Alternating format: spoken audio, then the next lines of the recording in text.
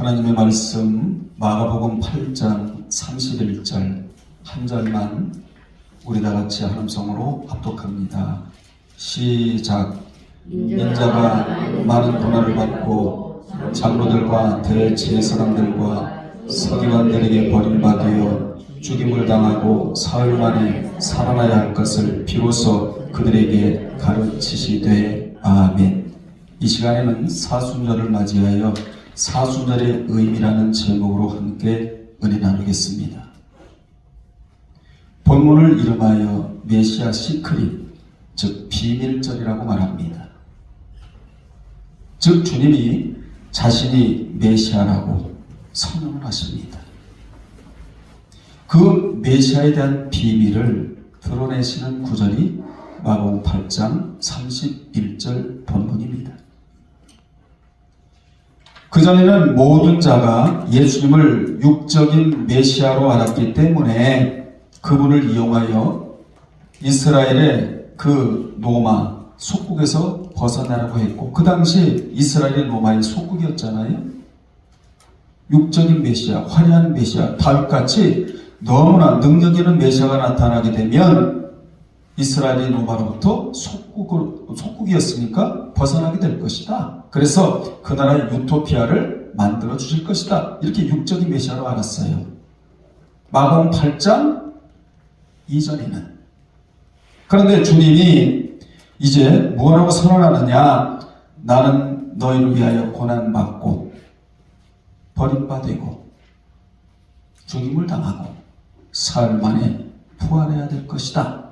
이것을 말씀하시고 난 이후부터 주님은 고난을 받기 시작을 하시는 것입니다.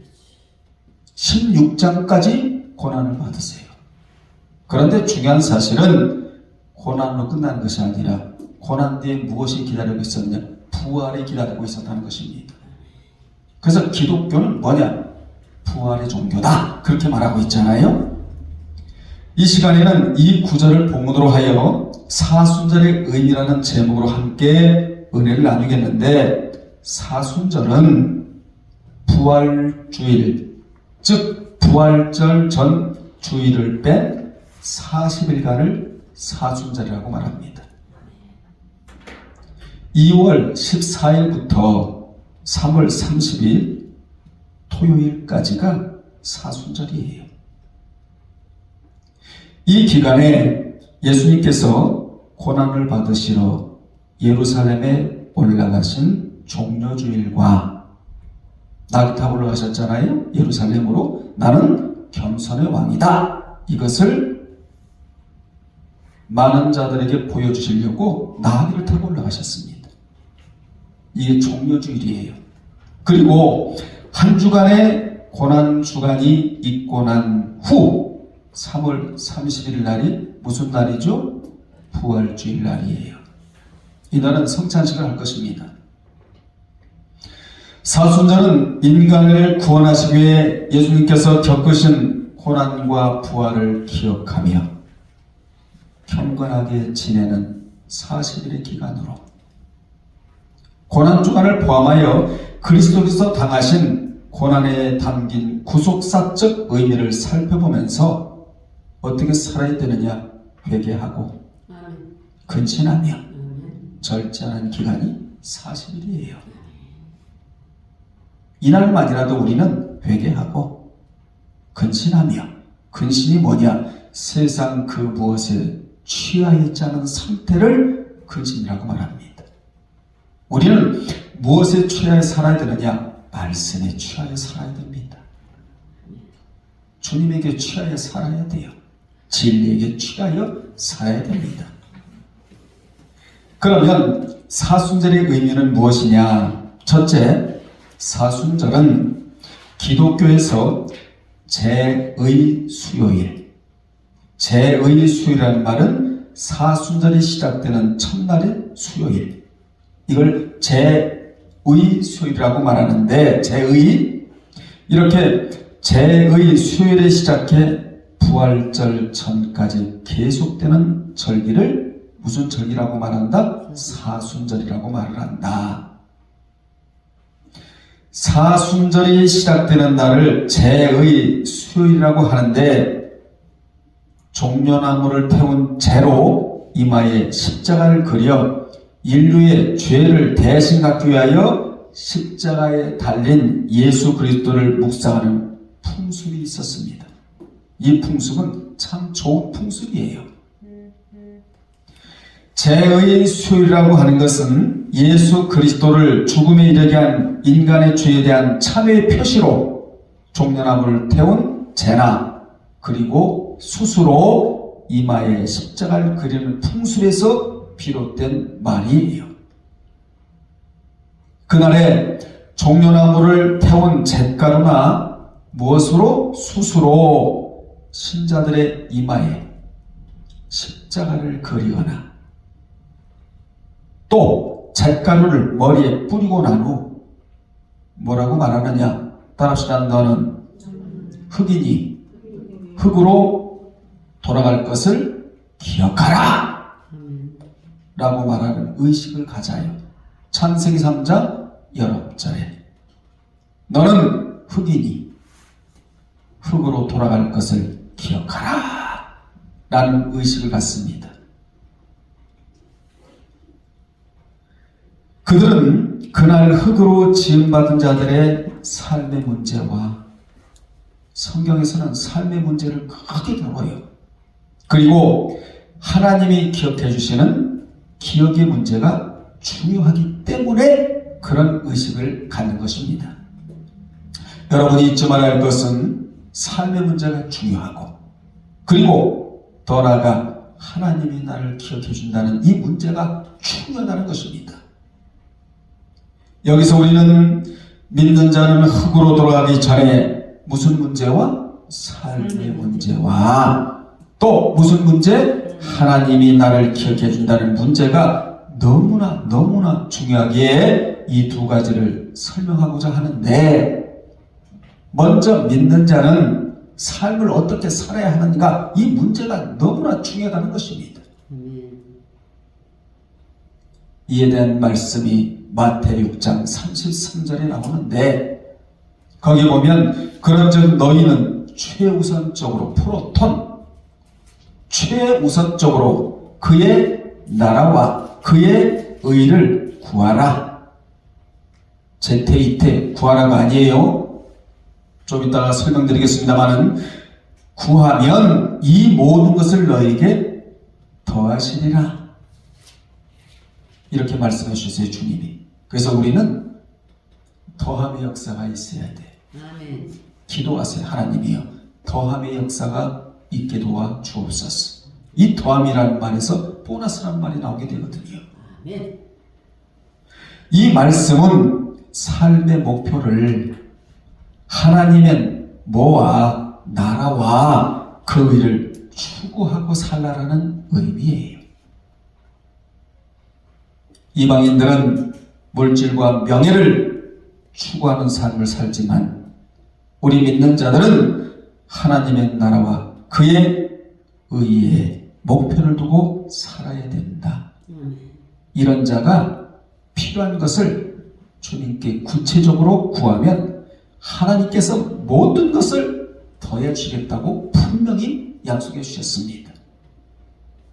여기 의인은 디카이오시네. 불신자에게 복음을 전하여 예수 그리스도를 자신의 구주로 믿는 의를 친의라고 말을 해요. 우리 모두는 두 가지 목마름이 있어야 되는데 하나는 영혼에 대한 목마름. 내가 불신자에게 복음을 전하여 그 불신자가 예수 그리스도를 자신의 구주로 믿어서 죽기로 돌아오는 이런 역사가 있어야 된다라는 목마름. 이게 바로 영혼의 목마름이거든요. 또 하나는 뭐냐? 진리에 대한 목마름. 여러분의 가슴에 공간을 피워놓으면 안 돼요. 하나님의 말씀으로 채워야 든든합니다.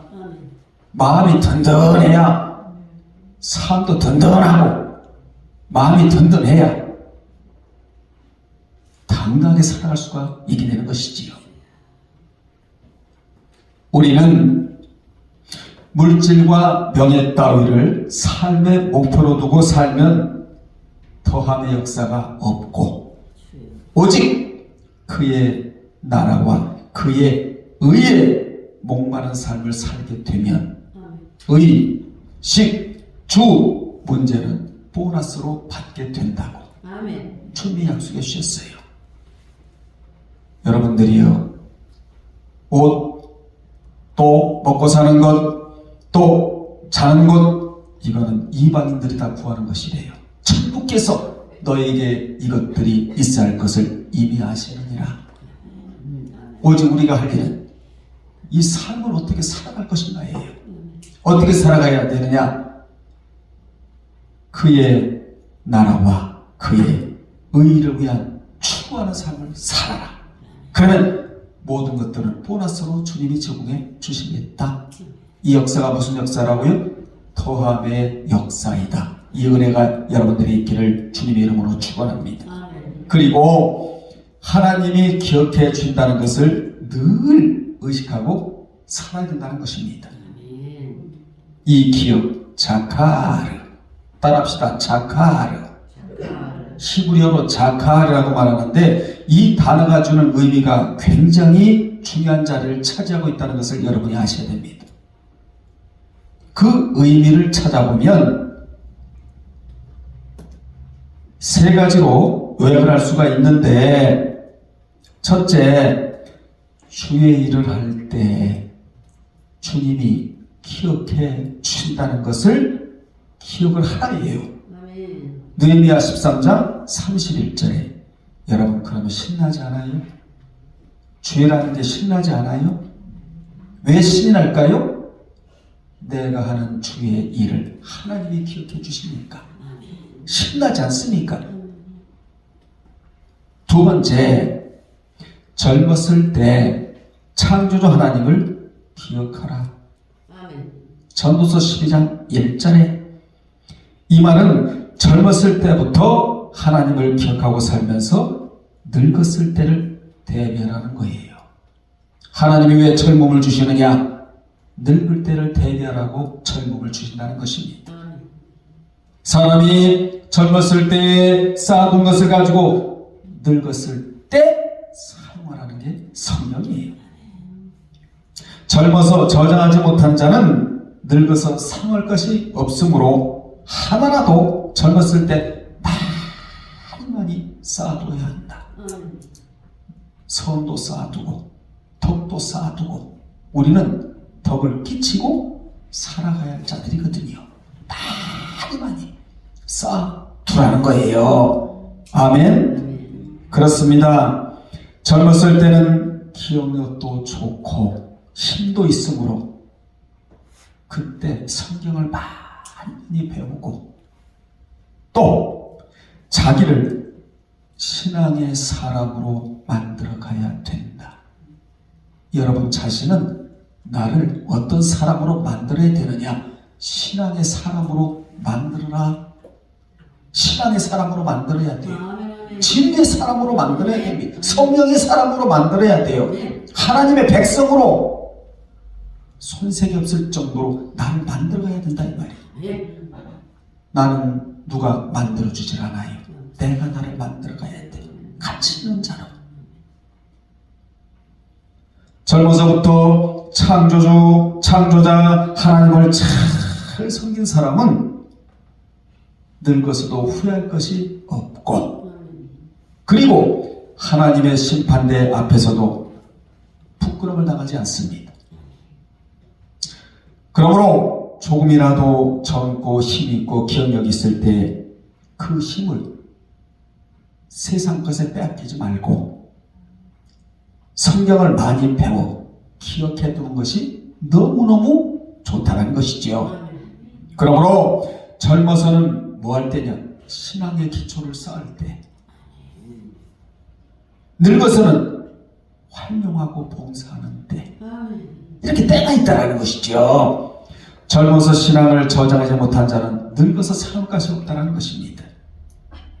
조금이라도 젊었을 때 말씀이 뇌에 저장이 되고 말씀이 가슴에 저장이 되어 늙었을 때 말씀을 갖고 살아가는 삶, 이게 능력의 삶이라는 거예요. 이렇게 살면 치매도 오지를 않아요. 영적인 분위기 속에서 예배드리다 하나님께로부터 부름을 받을 수 있다는 것이니 우리 모두는 치매 이런 건 아예 없어야 됩니다. 건강하게 사십시오. 말씀과 함께 걸어가고 말씀과 함께 살아가면 건강한 삶을 살아갈 수밖에 없어요. 말씀이 여러분을 건강하게 만들어 놔요.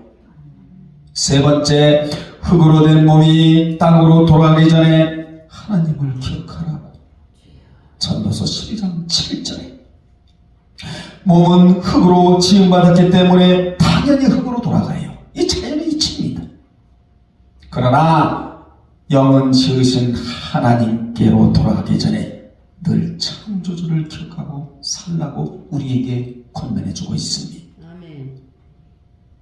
하나님은 하루의 일과나 전체를 꿰뚫어 보십니다.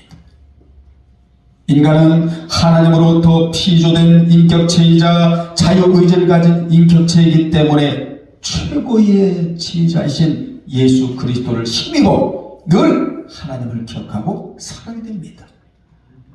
누가 여러분에게 하루를 어떻게 사냐고 질문하거든 나는 하나님을 기억하고 살아가고 있습니다. 이게 정답입니다. 예수 그리스도, 이분은 최고의 지혜자이신데 이분을 힘입고 살아가는 자가 지혜로운 자예요.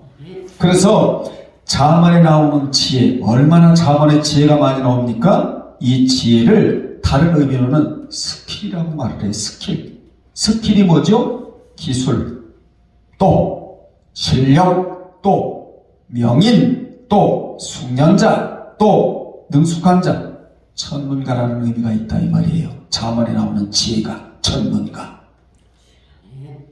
예수 그리스도가 최고의 지혜자이신데 그분을 힘입고 살게 되면 나는 전문가가 된다는 겁니다. 이 세상에서 최고의 전문가는 신앙의 전문가. 우리는 기도의 전문가, 찬양의 전문가, 이 전문가가 되어야 된다 이 말이죠. 따라서 우리는 지금 최고의 분야에서 최고의 전문가이신 주님을 모시고 최고의 전문적인 일을 여러분 지금 배우고 있다고. 그 배우는 것이 뭐냐? 신앙생활의 전문가가 되기 위해 성경을 알고 신앙적인 면에서 전문성을 갖추는 교육을 받고 있는 여러분들이 지금이요. 성경에 종려나무를 태운 재의 의미는 무엇이냐? 재는 슬픔의 외적 표시이며 그리고 상징이며 죄에 대한 정화를 뜻해요. 뭐가? 종려나무를 태운 재가.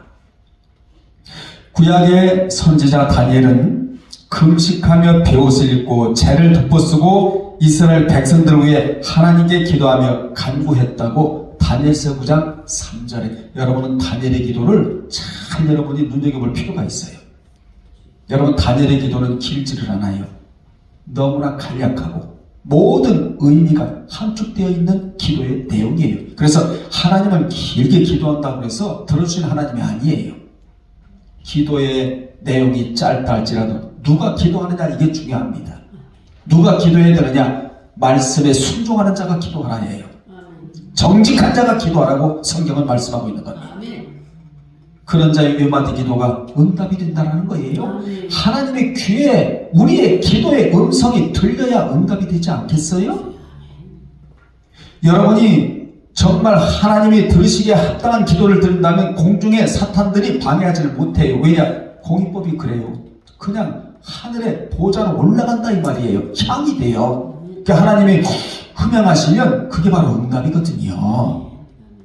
기도 많이 하는 것도 중요하지만 더 중요한 것은 여러분의 기도가 공중에서 잡동사니 즉당하지 아니하고 그대로 응답이 되는 게 더 중요한 거 아니겠습니까? 그 응답 되면 어떻게 되냐? 다니엘의 기도를 할 줄 알아야 된다 이 말이에요. 다니엘의 기도는 어떤 기도죠? 크시고 위대하신 주 하나님, 하나님을 경외하면 경외하는 자에게 하나님이 응답해 주시고 그를 축복해 주실 뿐만 아니라 그에게 은총을 더하시는 분이 하나님이시다. 크고 두려워할 주 하나님이라고 운을 떼기 시작을 해요. 다니엘이. 그가 베옷을 입고 죄를 무릅쓴 것은 자신이 죄인임을 나타내는 겁니다. 여러분들이요, 하나님 앞에서 의인이 어디 있겠습니까? 다 우리는 죄인이지요. 죄인의 신분으로 교회에 와서 하나님 말씀을 듣고 회개하면 회개한 의인이 되고, 회개한 의인이 되어야 되거든요. 기쁨을 얻고 만족을 얻고 교회 문을 열고 나가야 되는 거예요. 우리 모두 죄인이잖아요. 주님이 계시지 않았다면 죄인으로 살다가 멸망할 우리인데, 주님이 계시기에 회개할 수가 있고 죄를 털어낼 수 있을 뿐만 아니라 물같은 말씀으로 인격이 더러운 것을 깨끗하게 정화시킬 수가 있으니, 한마디로 말하면 이것을 은혜라고 말하고 있는 겁니다. 우리나라는 부모가 죽으면 베옷을 입었는데 여기서 패러디가 된 겁니다. 삼배를 입잖아요. 막 여기 막 집으로 뭐 또아리를 틀고 막, 이게 다 성경에서 나온 거거든요. 또한 요나가 회개를 외치자 그 소리를 들은 니네 왕도 보좌에서 일어나 왕복을 벗고 굵은 베옷을 입고 재위에 앉았다고 요나서 3장 6절에 죄를 뒤집어 쓰고 재위에 앉은 것은 무엇을 의미하고 있다고요? 나는 죄인입니다, 하나님. 나는 죄인입니다. 지금 이 시대는 오직 마음의 말씀에 씨가 뿌려져 그 씨가 내 중심을 잡아줘야 할 시대가 오늘날의 시대입니다. 말씀이 아니고는 내 마음의 중심을 잡아줄 것이 없어요. 지금 어디로 가는지 몰라요. 사람들의 삶의 방향이 어디로 가는지 몰라요. 하나님보다 더 사랑하는 마음의 우상을 마음의 중심에서 과감히 꺼내고 삶의 벽에 부딪힐 때마다 그 말씀으로 해결받을 시대가 오늘날 여러분이 사는 시대다, 그 말입니다. 여러분, 말씀으로 양육된 참신앙은 환경을 이기는 능력이 있어요. 신앙이 꼬이면 생활이 꼬이거든요. 그러나 신앙이 건강하면 환경도 가정도 다 건강해요. 신체적으로도 건강하고 정신적으로도 건강하고 세적으로도 건강하고 영적으로도 건강하고 다 건강해요.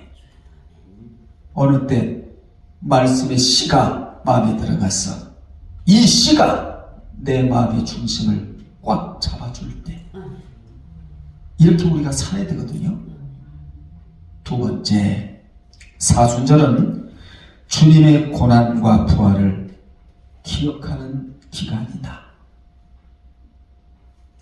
사순절은 인간을 구원하시기 위해 예수님께서 겪으신 고난과 부활을 기억하기 위하여 부활절 전 며칠 40일을 경건하게 지내는 기간을 말합니다. 성경에서 경건은 뭐냐? 경건은 연습이에요. 경건은 척하면 안 되는 거예요. 경건해야 되는 거예요. 경건이 뭐냐? 유세베이야, 삶이 예배화가 된 상태를 경건이라고 말하거든요.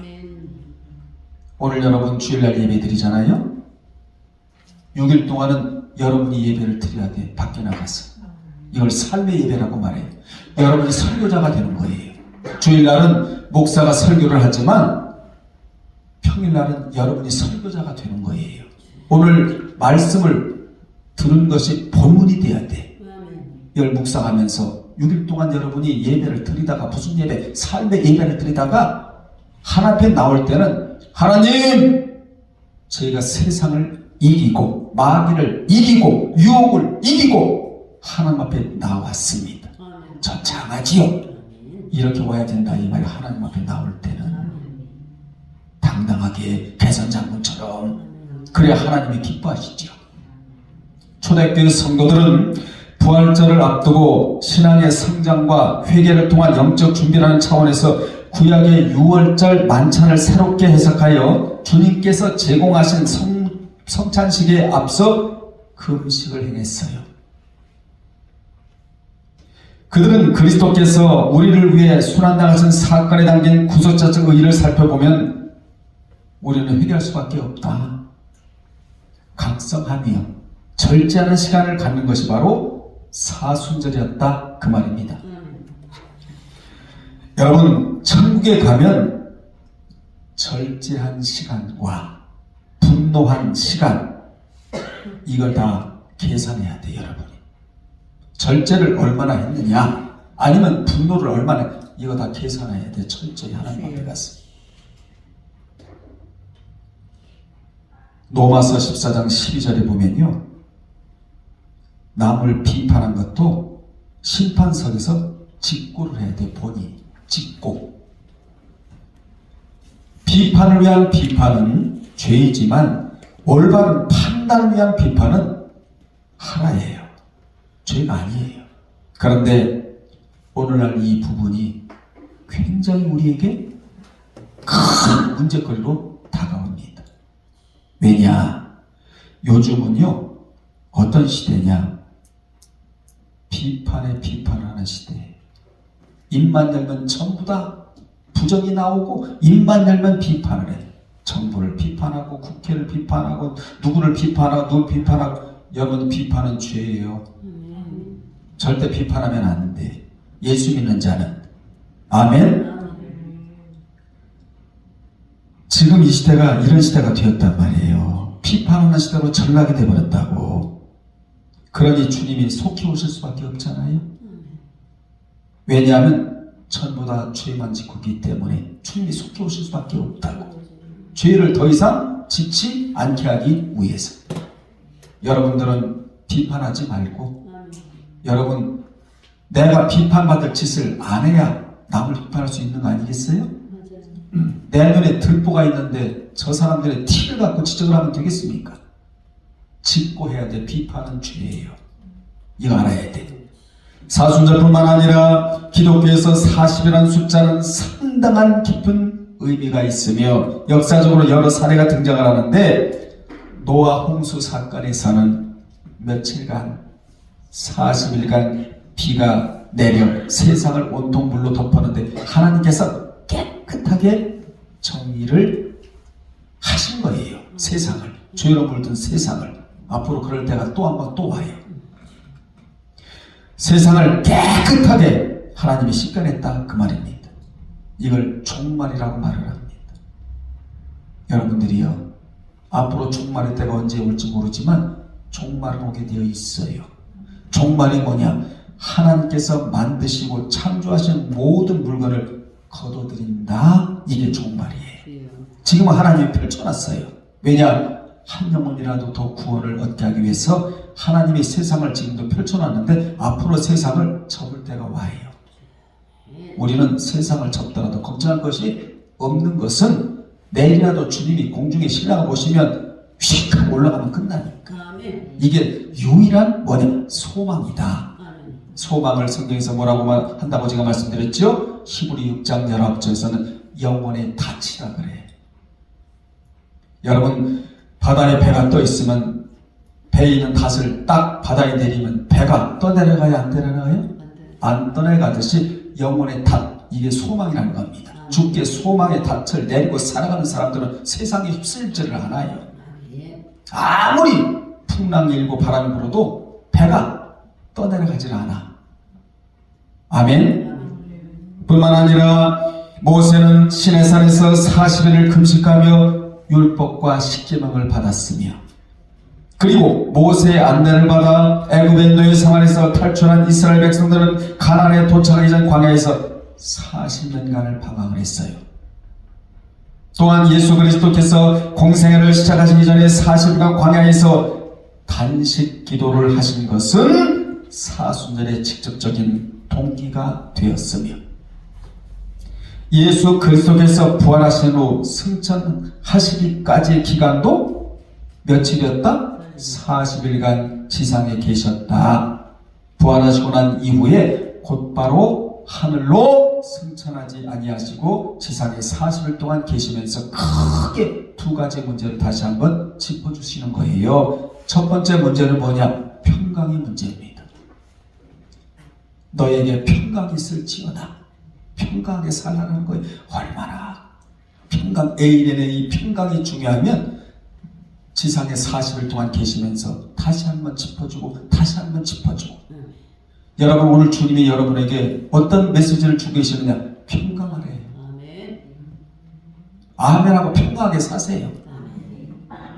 두 번째 문제는 뭐냐? 하나님의 나라의 큰 일. 불신자가 예수를 믿게 되면 그 자가 구원 얻은 자인데 구원 얻은 숫자가 하나 늘어나면 하나님 나라가 건설된다는 거예요. 아멘. 이 문제를 짚어주시는 거야. 40일 동안 계시면서. 이같이 40이라는 수는 고난과 갱신의 상징적 기간으로 등장을 한답니다.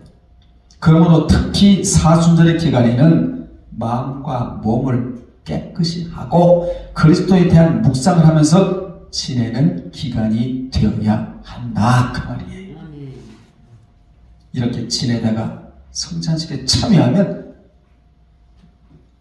떡도 능력이 되고 또 피를 상징하는 포도주도 능력이 되고 이것이 치유가 되고 이것이 미래를 활짝 열게 하는 기폭제가 되는 겁니다.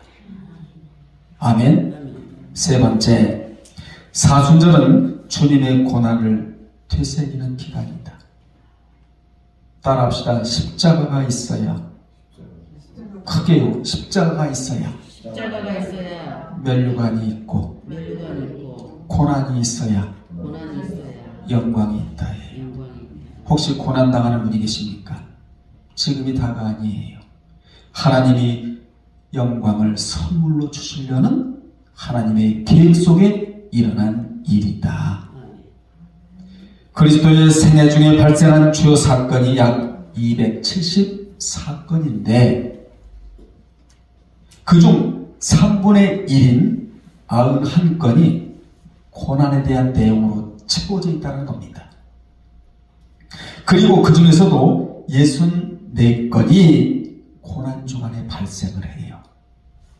그리고 그 그리스도의 고난은 그분의 마지막 생애 가운데 마지막 한 주간에 집중되어 있다는 것을 여러분이 아셔야 돼요.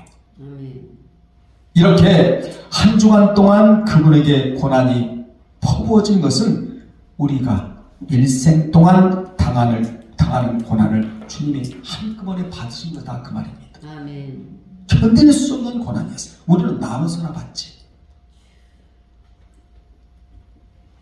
여러분, 왜 주님이 한 주간 동안 이렇게 고난을 받으셨을까요? 마가복음 1장 1절에서 8장 30절까지는 은혜, 그리고 주님이 하나님의 아들로 오셨다. 그분은 어떤 분이냐? 영혼을 구원하러 오셨다. 이렇게 은혜의 메시지가 꽉 채워져 있어요. 그런데 8장 31절을 넘어가면서 완전히 뭐예요? 고난이야. 여기도 고난, 저기도 고난. 이 고난을 누가 받아야 되느냐? 우리가 받아야 할 고난이다, 그 말입니다. 주님이 우리 때문에 고난을 받으시고 우리 때문에 죽음을 당하시고 우리 때문에 버림을 당하시고 우리 때문에 부활하셨다고 되어 있단 말이에요. 그래서 고난에는 뭐가 있느냐? 의미가 들어있다. 그 의미가 뭐냐? 나 때문에 예수 그리스도 고난을 받지. 이게 가장 중요한 의미예요, 여러분. 주님 생각하면 그 내게 다가오는 고난, 뭔 일이 어디가 있겠습니까? 제가 목회를 거의 30년 동안 해보잖아요. 오늘의 이 문제가 다가 아니더라고. 이 오늘의 문제를 딛고 일어나잖아요. 다음에 뭐가 기다리느냐? 선물이 반드시 기다리고 있다. 이번에 보세요, 여러분. 한 달 전에 제가 그 무안에 내려가서 거의 2주 있었잖아요. 2주 있는 동안에 무슨 일이 일어났어요? 성경 연구원이 생겨나잖아. 그러니까 오늘의 이 문제가 아니라니까요. 이 오늘의 이 문제를 통하여 승리하고 이기고 나아가는 성도들에게는 반드시 다음 단계가 기다리고 있다 해요. 저는 이걸 믿어요. 내려갔을 때는 참 힘들게 내려갔었잖아요. 그 상황이. 그런데 거기서 이 엄청난 일들이 만들어지는 겁니다. 앞으로 정적으로 지금 광고를 내서 말씀을 사모하고 성경을 올바로 알고자 원하는 자들 많이 앞으로 올 거란 말이에요.